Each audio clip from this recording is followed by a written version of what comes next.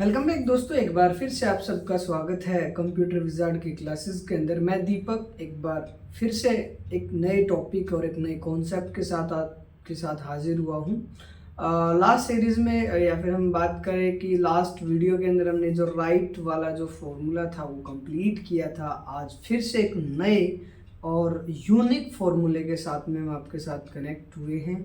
आज का जो टॉपिक है वो 365 ऑफिस एंड 2021 ऑफिस के लिए जो है अवेलेबल है। 2019 अप टू लेस देन अगर हम बात करें तो उसमें फॉर्मूला नहीं है। तो देखते हैं कि हम किस प्रकार से इन फॉर्मूलाज का यूज़ करते हैं।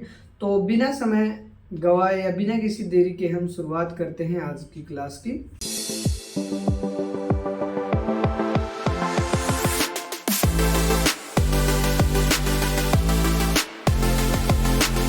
जैसे कि आप कंप्यूटर स्क्रीन के ऊपर देख रहे होंगे कि हमने एक और आज नई फाइल ली है एक्सेल फॉर्मूला के नाम से, जिसमें हमने कुछ फॉर्मूलाज यहाँ पर आपके सामने बनाए हैं, दिए हैं। कई सारे फॉर्मूलाज हम करने वाले हैं।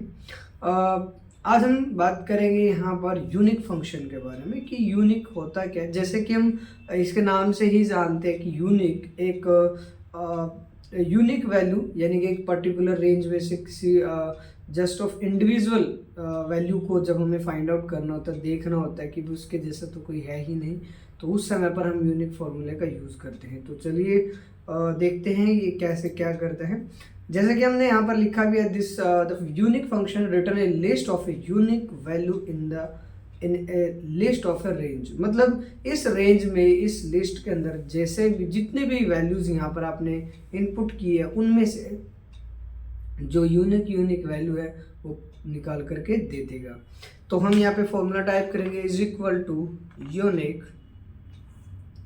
देन आप यूनिक को सिलेक्ट कीजिए एंड देन इसका सिंटैक्स आपका कहता है भाई सबसे पहले आपने इसका एरे सेलेक्ट करना है। एरे जैसे कि हम पहले भी बात कर चुके हैं कि एरे को हम ग्रुप के नाम से डिफाइन करते हैं। तो हमने वो ग्रुप सेलेक्ट करना है जहाँ पर आपकी रेंज है। तो हमने यहाँ पे कंट्री लिस्ट ली है, तो मैं क्या करने वाला हूँ, इस रेंज को जो हमने यहाँ पे लिया इसको हम सेलेक्ट करेंगे।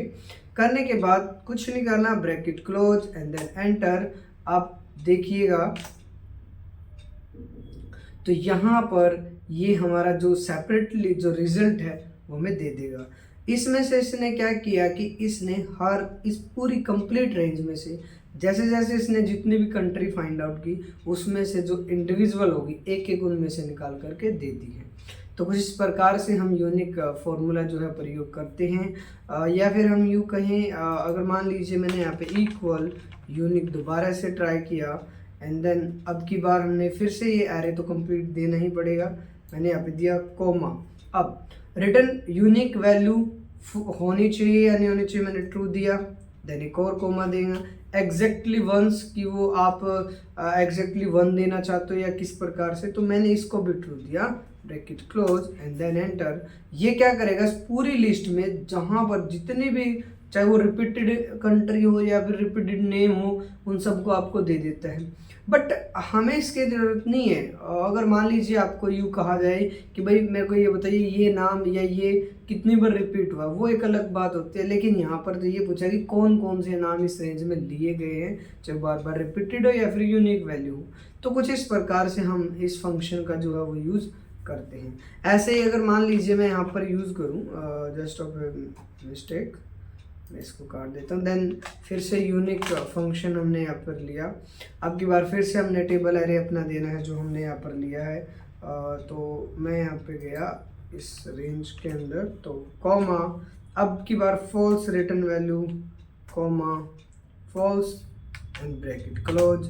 इसमें ये रिजल्ट एग्जैक्ट दे देता है जो हम बिना इसके, यानी कि अगर हम यहाँ पर यूनिक फॉर्मूला अप्लाई करके रेंज दे करके अगर हम वहाँ पर कोई भी सेपरेटर न दे करके या फिर कोई भी कॉमा न दे करके कुछ न लिखे, तो वो बाय डिफ़ॉल्ट फॉल्स का ही काम करता है, जिसको हम जीरो वैल्यू भी रिप्रेजेंट करते हैं। या एक और हम बात करें, इक्वल यूनिक फार्मूला मैं यहाँ पे यूज़ करूँ, देन एरे में हम वही जो हमने रेंज लेनी है, देन कॉमा, उसके बाद इसमें हमने ट्रू ले लिया, by column, then comma, then यहाँ पर हमने ले लिया false and bracket close enter.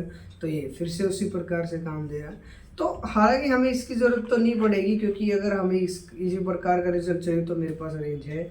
But अगर आप ये करना चाहते हो कि भाई आप एक पर्टिकुलर टेबल में से उसकी वैल्यू फाइंड आउट करना चाहो, तो you will try this option कि आप कर सकते हो। हाँ, यहाँ पर एक स्टूडेंट ने मेरे से एक क्वेश्चन भी पुट किया था। अब अगर मान लीजिए आपसे ये भी पूछा जाए कि भाई इसमें ये बताइए कि इसमें इंडिया कितनी बार रिपीट है, यूके कितनी बार लिखा हुआ है, जर्मन कितनी बार है, या फिर यूएसए कितनी बार लिखा हुआ है, तो जैसे कि हम लास्ट टाइम बता चुके हैं, हम काउंटिव का फॉर्मूला यहाँ पर यूज़ करेंगे।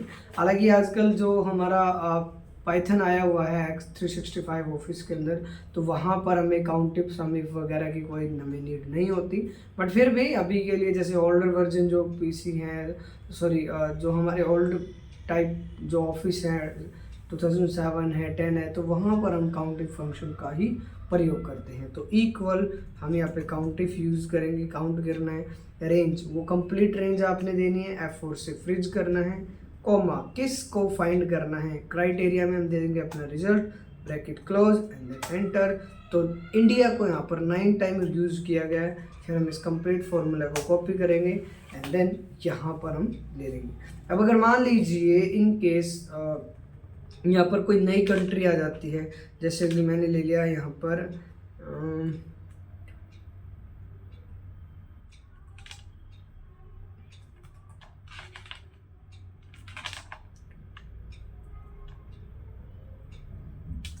मैंने यहाँ पर लिया यूसी एंड देन एंटर, तो एक और रेंज आ जाएगी और इंडिया यहाँ पे घट जाएगा।